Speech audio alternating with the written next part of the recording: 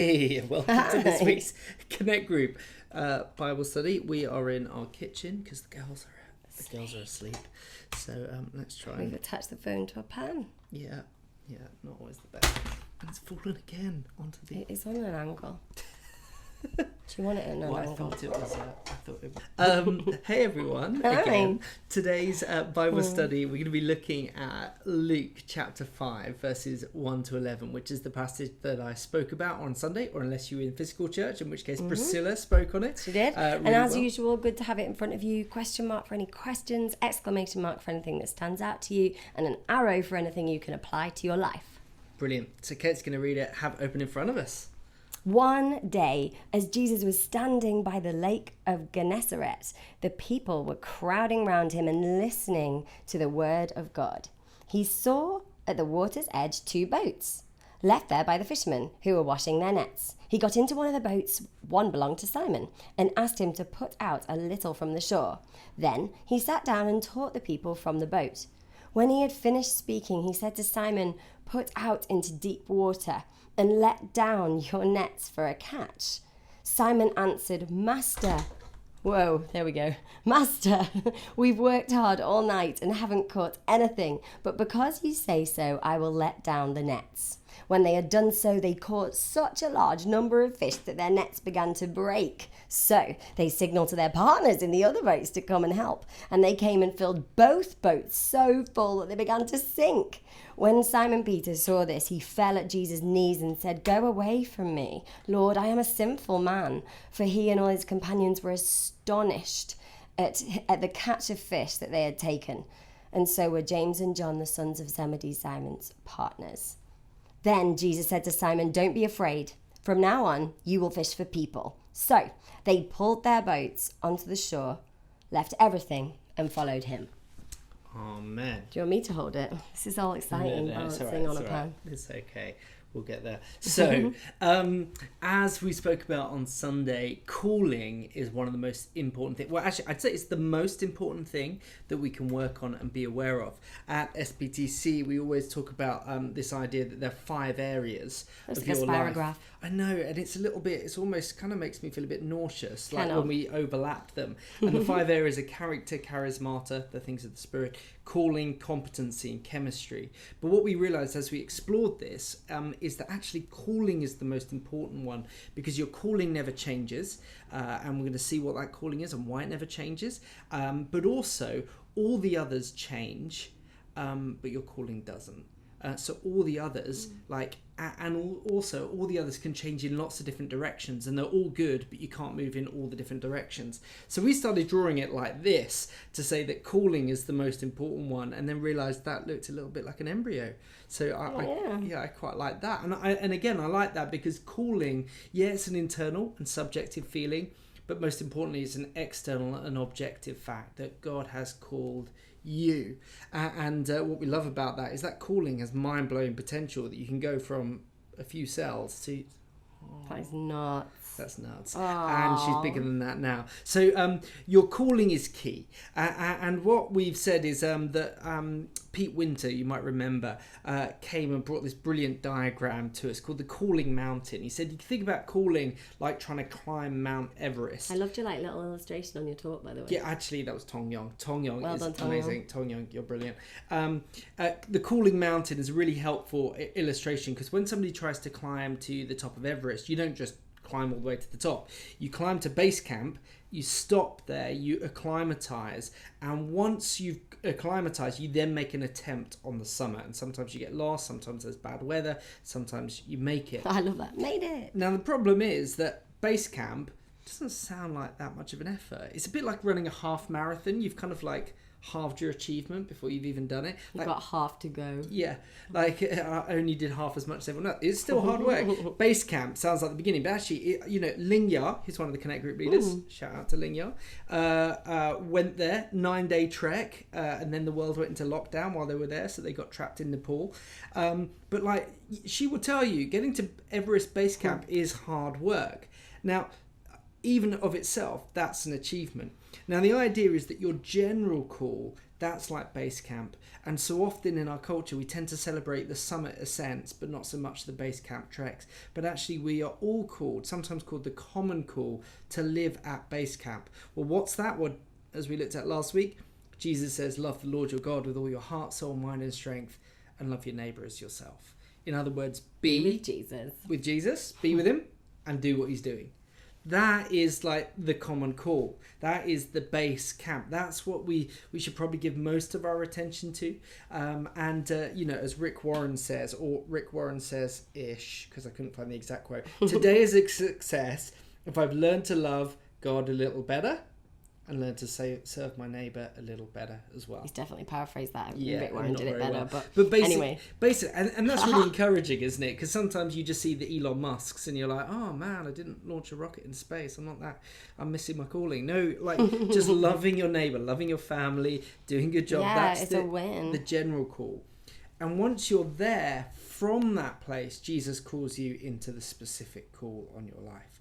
I love this as well. This is like, there was so much stuff about self-improvement during lockdown. And so often it's like that was the perception and this is the reality.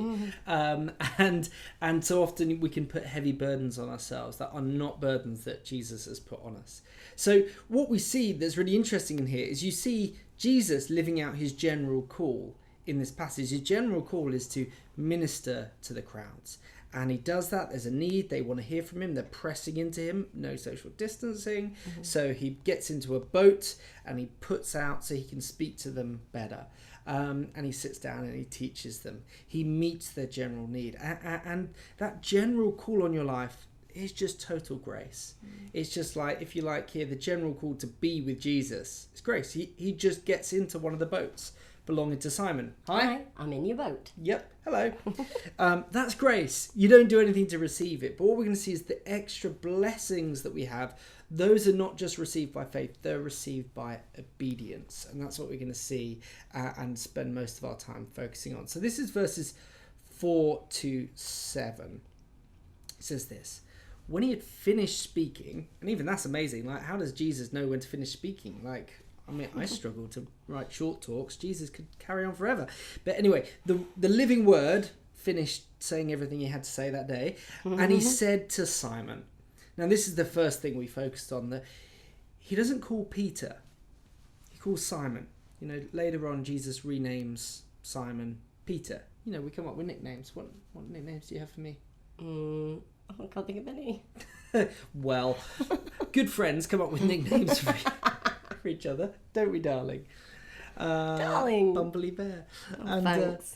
Now the world that's knows. A cute one. I don't like it. Anyway, Jesus calls Peter Simon.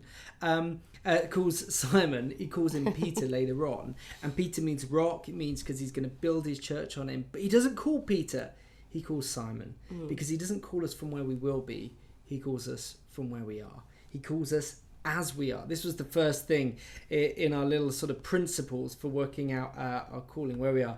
He calls you as you are. He doesn't call the future you, he calls the today you. In that sense, you are not waiting for your calling. He is calling you today to be with him and to do what he's doing, but he's also calling you now in preparation for that specific U-shaped calling on your life later on. And because he calls the now you, it's going to involve your passions. Which is a relief, frankly. Yeah, like the things that you're passionate about, he gave them to you to help sustain your calling. And you see that with Peter. Peter is a passionate fisherman, and Jesus starts by meeting him where he's at in his workplace, and then says, right, we're going to do some more fishing, but we're going to do it in a slightly different way. And then he says, right, we're going to no longer fish for fish, we're going to fish for men. So he takes him step by step. He takes him to where he wants him. And so your calling, your specific, the U-shaped calling on your life will involve the things that you're passionate about and the things that bring you joy. Now, as we said as well, we're not always as we should be. So sometimes those passions get diverted and get slightly changed. But as we pray, Jesus, show us the end from the beginning. Show us what the true passions are you put on our heart. He will show you. So if our specific calling is along the lines of our passions, then it's helpful for us to know what our passions are.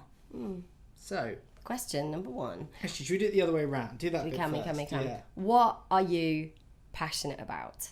Yeah, and others can speak into this. And also, are you feeling like a Simon or a Peter at the moment? Do you feel great or not so great?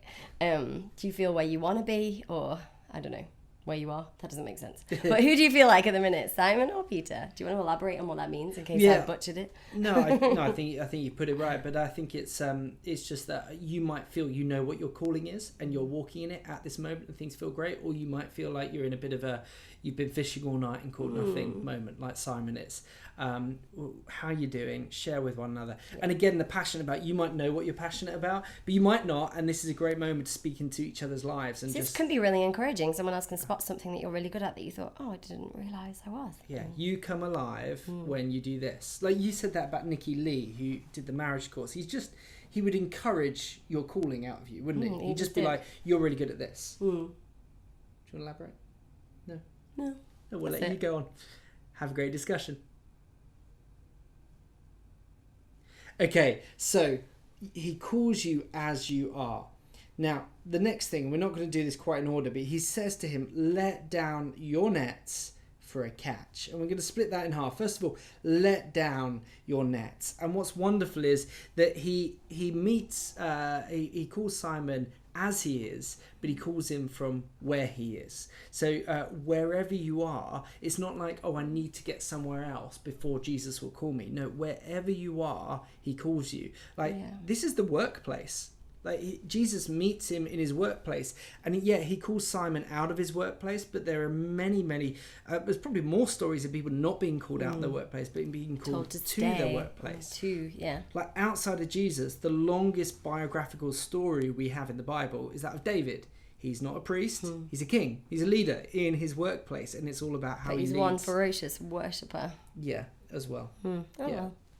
Just on the side. On the side. Sometimes naked as well. Gets him into a bit of trouble. I don't know where that came from. I don't know either. Anyway, he says, let down your nets. And what this is great is that this just takes all of the world's opportunities down and just says, look, what are you good at? And what can you be obedient in? Jesus never calls us to do anything we're not able to do. And the great thing about that is it just says, it shrinks down all these possibilities that feel overwhelming and just say, look, it's what is possible in this moment. And again, also it shows that he calls us not just along the lines of our passions, but he also calls us along the lines of our strengths.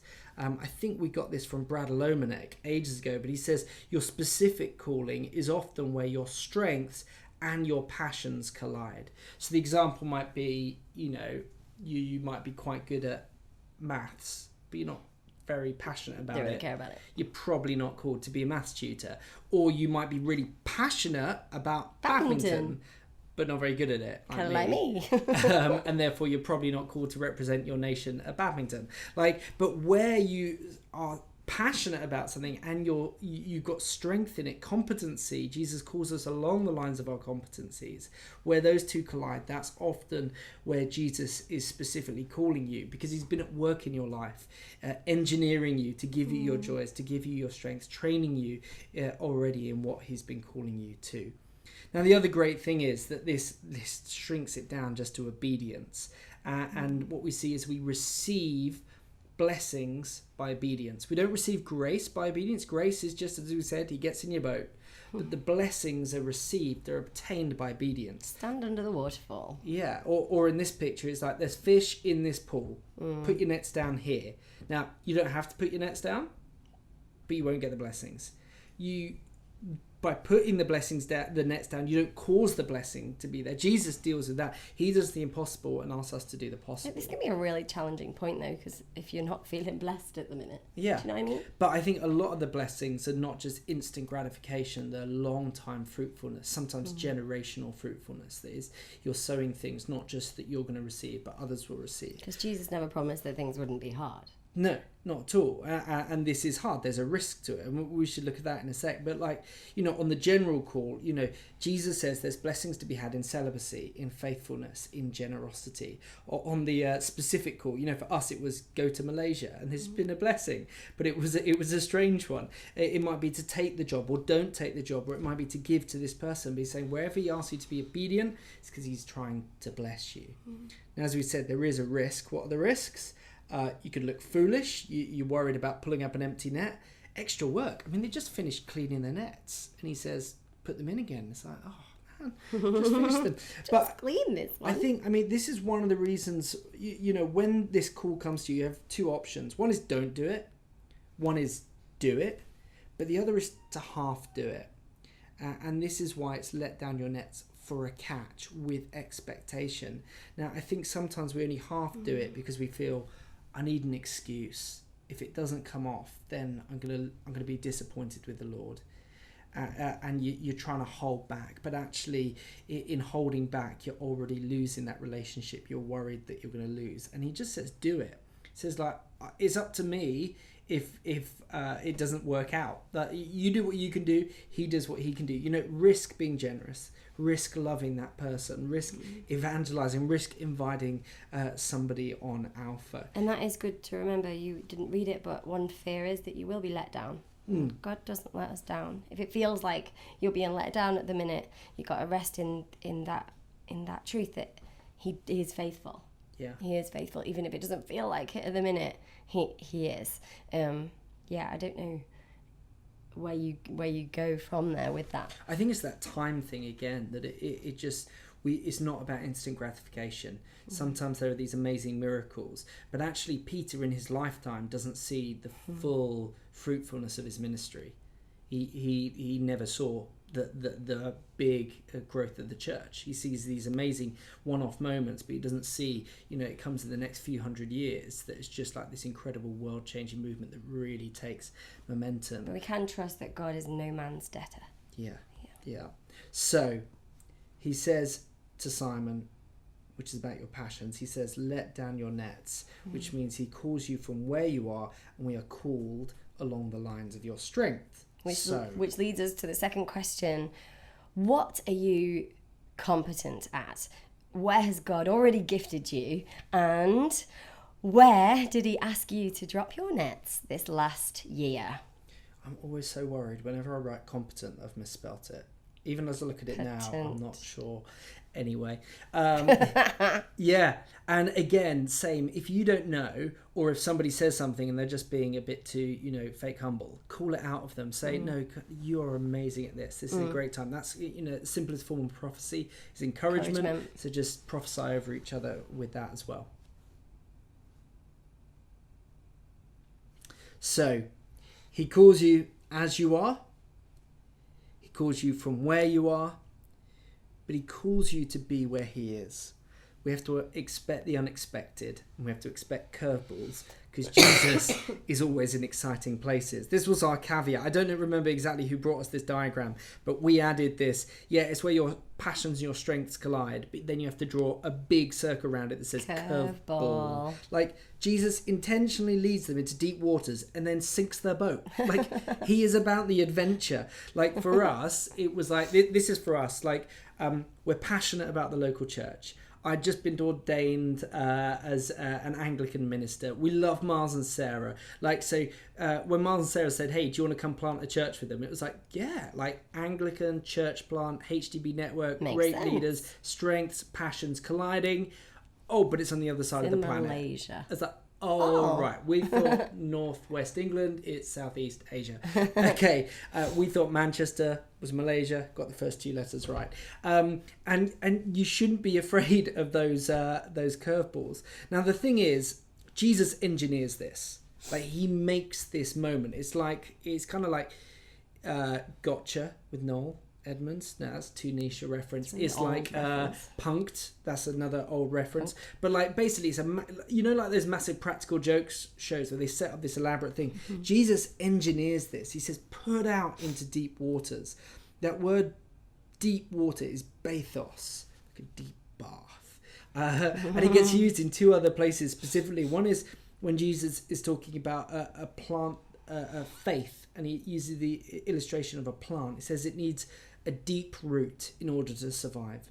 So when Jesus pushes you into deep water, it's not because he's trying to make you flounder, it's because he wants to give you space to grow. You rarely grow from what you ever know.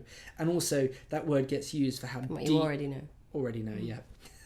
Freudian slip. How deep God's love is for us. That's what he's trying to do. So Jesus engineers these moments, and I don't think we have to make this stuff happen for us, but I think when it comes, we have to be willing. And often, sometimes people think when these kind of things come, oh, it couldn't be God's call on my life because it's uncomfortable, and actually we'll see not. So the first one is a change of position. It says put out into deep water where you can't touch the bottom. All of what life at the moment is deep water because we don't know what we're doing and we're all working it out as we go along. Second is a change of expectation.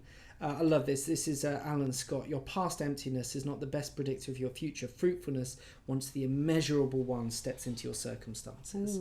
Like when Jesus is in your boat, as Miles said in that first ever talk, no fish moments lead us to because you say so obedience, which results in boat sinking abundance. Like a change in expectation. He's just saying, look, Jesus is the God of more. He can give you more. It's not always the answer because more isn't the answer here. More makes the position bad because the boat sinks. But he can give you, change your expectations. The next is a change of focus. That he says to them, you're going to do some more fishing. You're going to do what you know how to do, but you're going to do it as directed by me. You're going to fish here in the daytime in this position. And then he says, right, you're going to not fish for fish, you're going to fish for men. It's sort of like Jesus slowly, starts with letting go of control over one aspect of the business and then escalates to leaving the entire business on the shore. Leave everything and follow him. And I think that's how Jesus works. He says, change your focus. So it's not always, good principle. Jesus doesn't call us out of things. He calls us into things. He didn't call them out of Egypt. He called them into the promised land. He doesn't call them out of the fishing business. He calls them into fishing for men.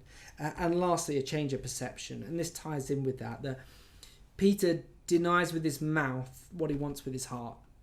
And he says, go away from me. I'm a sinful man. He hasn't yet been able to grasp who he is going to become when Jesus is in his life.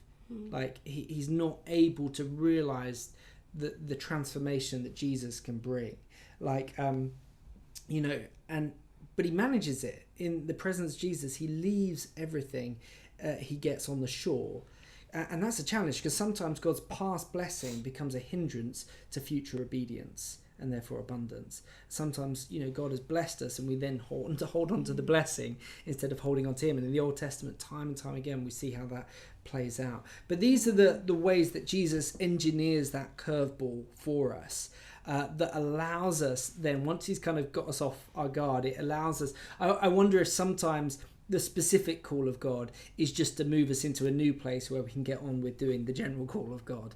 And we get comfortable and he has to shake things up and move us. And so the way we drew that, as we said before, is this. It's where your strengths and your passions collide. Draw a big curveball around it, and that's often where the specific call of God is on your life. And so we're going to leave you with this key question. And we're going to ask you to talk about this and then pray for one another. Yeah, what is God's specific call on your life? If we were going to go for Dan, it would be he is husband to me. He is just to you? Yes, just thankfully. I think I'm enough. And Dan's a father to Cassia and Clara, a pastor of HTBB, and a teacher at SVTC. And one of the things I've done there, I've not just said, oh, I'm a pastor, or oh, I'm a teacher, or husband, as we said. It's, I'm a husband to Kate. I'm a pastor at HTBB. And it's really important to really limit the scope, because God hasn't called me to be a pastor of, the whole world, or he's called, or even KL. It's a pastor at HTBB. That's what this season is about in my life. And again, there, it has different aspects. So as a pastor of HTBB, I try and be open to all, but my focus is on the lay pastors and the team. So, and again, you see that with Jesus. He was open to everyone, but he had a specific focus for that day on Peter. And so it can be good to think about it in those terms of areas and then tasks as well. Helpful. So this is an area. to be a pastor at HTBB, the task is, hey, invest in, say, this week it's a focus on these lay leaders. I think naming these things, getting specific, is helpful. It helps us see clearly sometimes what God's doing. It's like, oh yeah, I actually do quite a lot, and that's awesome. I'm awesome. Helps you feel less overwhelmed. Yeah. Helps you be accountable to other people, but also when you know God's called you, as we said before, He doesn't call us to be successful. He calls us to be obedient, and then we trust Him to make that fruitful. And that again helps us through those harder times where we're not seeing the fruit that maybe we would like to receive. So share on this with one another, and discuss and pray for each other. Why don't you pray that, I don't know, the Spirit opens our hearts and minds to understand His call on our life. Lord, I thank you so much that you have called every single one of us to something very particular and made for each one of us, and that we all get to be part of bringing your kingdom in different ways in the secular world and all over the place. Lord, I thank you for your faithfulness in that. And Lord, I pray now, as people discuss this and pray for each other and get specific, that you would ignite a real peace in people's hearts, that they're in the right place, or if they need a little shift, that you'd really make that clear. Because we know, Lord, that you don't play games. You don't make things tricky, that this stuff you put within us what we're meant to be doing, and then you grow us and where you want to take us next. So Holy Spirit, fill these discussions, fill these prayers, encourage your people. In Jesus' name we pray. Amen. Amen. Have a great discussion. Great week. God Bye. bless.